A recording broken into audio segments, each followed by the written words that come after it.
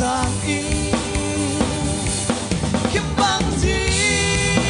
cắt nun dù ní bang hong tăng ta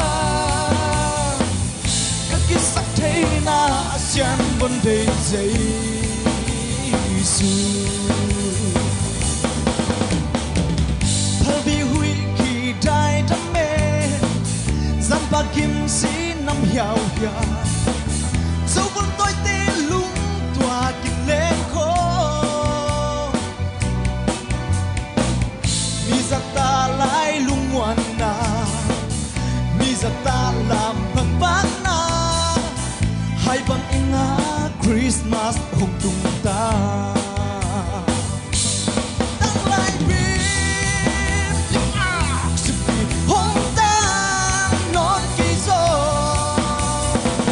lại lúc ngã Giêsu na vang sang in kiếm bằng gì cắt nun dù ní ba hồng tăng ta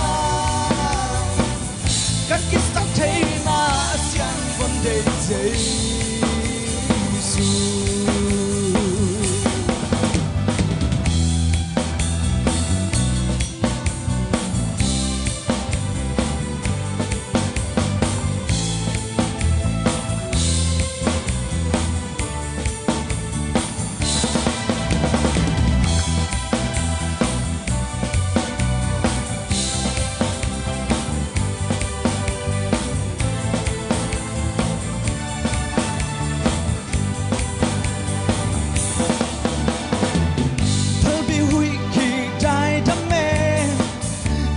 kiếm sĩ năm hiào hiào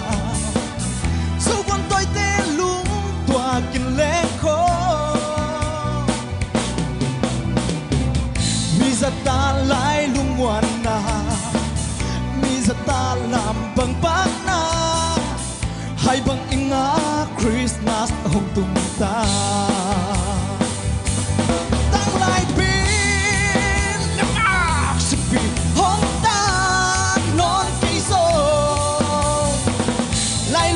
Giêsu na vang sang in kiếm bằng gì cắt nun dù ní ba hong tăng ta các cái sắc thế na xem vấn đề Giêsu tăng lại biết những ác sự bị hong ta non kỳ gió lại lúc ngã Giêsu na vang sang in kiếm bằng gì cắt nun dù ní bang hong tăng ta các cái sắc thế na xem vấn đề Giêsu